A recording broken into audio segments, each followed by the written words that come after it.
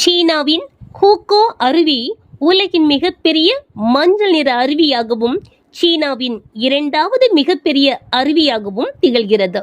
சுமார் 300 முதல் 400 மீட்டர் அகலமுள்ள மஞ்சள் ஆறு இந்த இடத்தை நெருங்கும் போது திடீரென 30 முதல் 50 மீட்டர் அகலமுள்ள ஒரு குறுகிய பாறை இடுக்கிற்குள் சுருங்கி பாய்கிறது. இவ்வாறு குறுகிய வளைவுக்குள் திணறி வரும் நீர் 20 மீட்டருக்கும் அதிக உயரமுள்ள செங்குத்தான பாறையில் இருந்து ஒரு பெரிய கெண்டியில் இருந்து தண்ணீர் கொட்டுவது போல சீறிக்கொண்டு கீழே விழுகிறது. மஞ்சள் ஆற்றில் அடித்து வரப்படும் தளர்வான வண்டல் மண் மற்றும் சேறு காரணமாக இந்த அருவியின் நீர் அடர்ந்த மஞ்சள் அல்லது பழுப்பு நிறத்தில் காட்சியளிக்கிறது.